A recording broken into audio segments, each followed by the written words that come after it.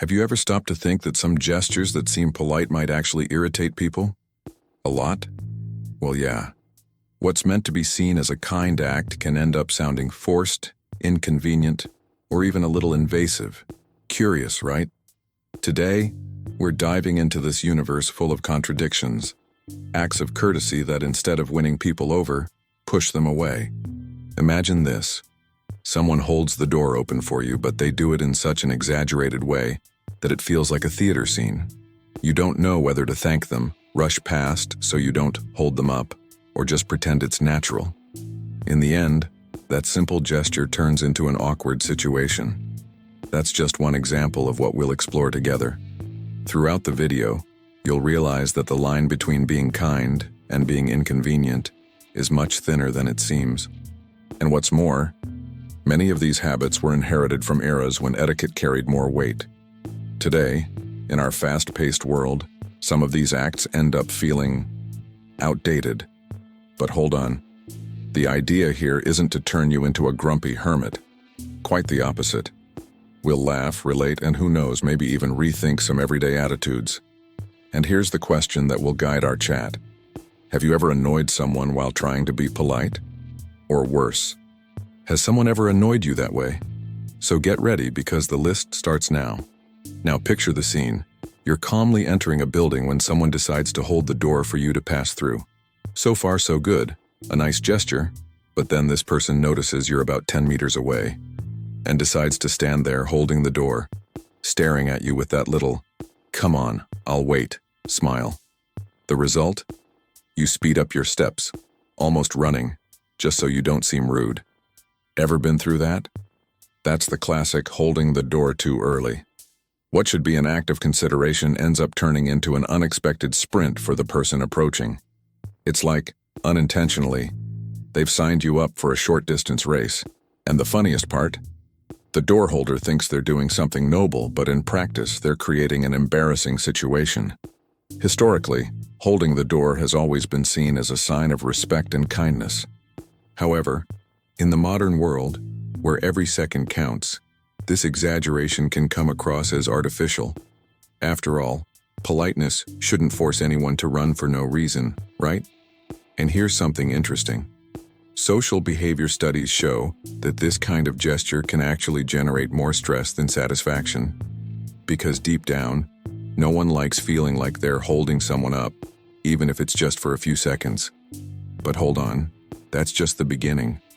There's another even more common gesture that, despite seeming thoughtful, leaves a lot of people uncomfortable. Who hasn't been through this? You're in the middle of a meal, forkful ready to go in your mouth, when someone enthusiastically compliments your food. "Wow, that looks delicious. Can I have a little taste?" The intention is good, of course, sharing, showing interest. But in practice, it can be an irritating invasion. Sharing a meal has a long tradition in many cultures, seen as a gesture of friendship. But not everyone likes seeing their plate turn into a group buffet without warning. After all, you ordered exactly that because you wanted it, and suddenly, you have to deal with the dilemma. Say no and seem unfriendly, or give in and lose that juicy bite you were saving. It's like asking for a ride at the last minute. The offerer might be generous, but the receiver feels kinda obligated to accept. The worst is when the person doesn't even ask. They just reach their fork into your plate like it's the most natural thing. In that moment, even the most patient person feels the annoyance. And here's the irony. While some believe this habit strengthens social bonds, others see it as a total lack of boundaries. In other words, the same gesture that builds camaraderie for some triggers discomfort for others. Now brace yourself. There's another polite act that's so insistent it sparked arguments in families everywhere. You know that moment when you're serving yourself food, nice and easy, at your own pace, and someone insists on piling more onto your plate? "Oh, take a little more, go on. It's good for your health." It seems like a caring gesture, but in reality, it's a classic example of how good manners can turn into pressure. This custom goes way back. In many cultures, offering extra food was a sign of hospitality, almost an obligation. Refusing could come off as an insult. But today, in an era of personal choices and customized diets, this habit ends up feeling like a disregard for the other person's wishes. Picture the scene. You're already full, and yet someone spoons more rice onto your plate. What was supposed to be a pleasant dinner turns into a silent battle between your hunger, which is long gone, and the polite host's insistence. In the end, you find yourself eating more than you wanted, just to not seem ungrateful. The funny thing is that this kind of gesture usually comes loaded with good intentions. The person thinks they're showing care and generosity, but for the recipient, it feels like an invasion of autonomy. It's almost like someone else is deciding for you when it's time to stop. And here's a provocation. By insisting too much, aren't we turning an act of care into pure stubbornness? And get ready, because the next polite gesture might be even more uncomfortable. Imagine you're walking down the street, head full, maybe thinking about work problems or just enjoying the silence. Suddenly, someone approaches with that rehearsed smile and blurts out, "You're awfully quiet. Everything okay?" The intention might be good, but let's be honest. Sometimes the person just wanted to stay quiet. This habit of breaking the silence stems from the idea that constant conversation is a sign of sociability and politeness. But not everyone works that way. For some people, silence is a break, almost a refuge. And when someone insists on starting a chat to fill the void, it can feel suffocating. It's like silence is seen as something wrong, when in fact it can be incredibly comfortable. The problem is that this chatty politeness often ignores personal space. Instead of coming across as friendly, the talker ends up being an intrusive presence. The interesting part is that in some cultures, silence is even valued as a sign of respect and reflection. In others, it's interpreted as coldness. So, the same gesture can be read in completely opposite ways, depending on the context. Now think about it. How many times have you wished someone's politeness came with a volume button? And hold on tight, because in the next example, the good intention crosses all boundaries. It's when kindness turns into surveillance. Have you ever noticed how some people confuse attention with surveillance? Picture the scene. You're on the couch relaxing, and someone starts asking every 5 minutes if you need anything. Want a glass of water?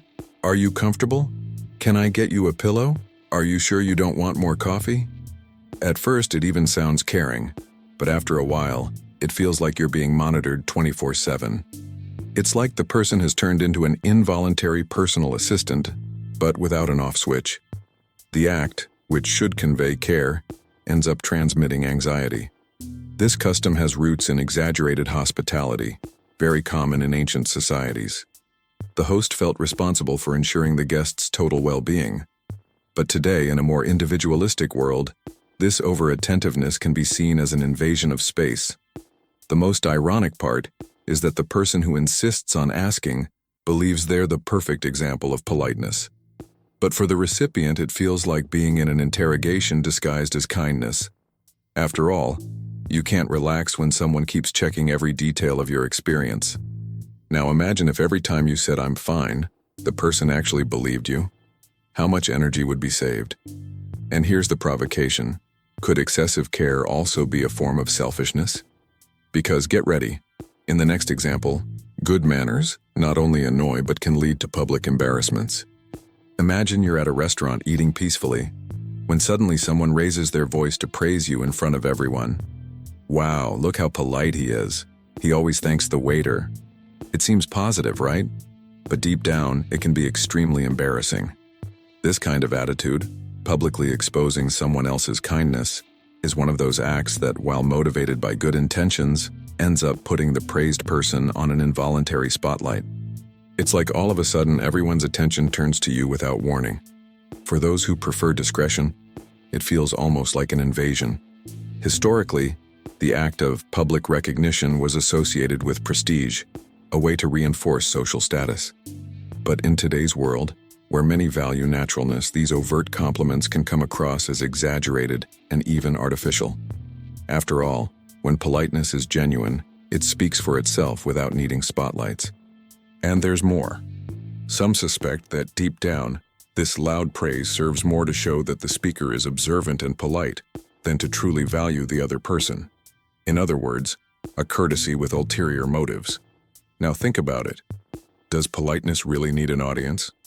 Or does true respect live precisely in the silence of gestures?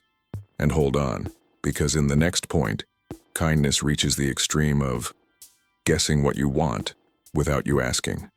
You know when someone decides to guess what you want without you saying anything? It's that waiter who, seeing your half-empty glass, just goes ahead and tops it up with soda, even though you wanted to stop. Or that coworker who grabs an extra coffee and leaves it on your desk because they thought you'd like it. It seems thoughtful, but in practice it can be really annoying. This habit stems from the idea of anticipating the other person's needs, a trait of courtesy that dates back to times of servants and butlers who were always supposed to be one step ahead of their employers. The problem is that, in modern everyday life, this excess of polite foresight ends up stripping away the power of choice. After all, who guarantees you even wanted more soda? Picture the situation. You were trying to cut back on caffeine, but now you're stuck drinking the coffee someone brought so you don't seem ungrateful. It's like kindness has turned into a trap in disguise. And the most curious thing is that often this gesture isn't really about you. It's about the person doing it. They want to feel useful, attentive, indispensable. But instead of generating gratitude, it can create the exact opposite: discomfort and even irritation. Now think carefully. Wouldn't true politeness be in simply asking before acting? And I'll spoil it. The next act we're about to reveal is so insistent that it can turn from polite into a kind of social torture. Imagine the scene. You're saying goodbye to someone you've already said bye, shaken hands, or given a hug. But the person lingers, prolonging the farewell, repeating phrases like, "It was great seeing you. We'll talk soon. Take care, okay?" And every time you take a step to leave, they come up with another one. Sound familiar? That's the famous infinite goodbye. A custom that's seen as politeness in many cultures, a sign of affection, and even proof of consideration. But for someone who's in a hurry or has already mentally ended the conversation, it can be a test of patience. The interesting thing is that this habit has ancient roots. In small societies, prolonging the goodbye meant reinforcing social bonds, like each extra word was another brick in the friendship. But in the fast-paced rhythm of modern life, where the clock rules almost everything, this tradition can feel unnecessary, even exhausting. It's like when you're trying to hang up the phone and the person won't let you, always with an, "Oh, just one more thing." The gesture might seem attentive, but it turns into a kind of polite torture. Now think about it. By insisting so much on the goodbye, doesn't it end up erasing the good impression the meeting had left? And get ready, because the last act on our list is perhaps the most controversial of all, the one everyone has experienced, and that, because it's so polite, manages to annoy almost universally. Now we've reached the last polite act that in practice irritates almost everyone: excessive apologies. You know when someone apologizes for absolutely everything? Bumped into you accidentally? Sorry. Spoke too quietly? Sorry.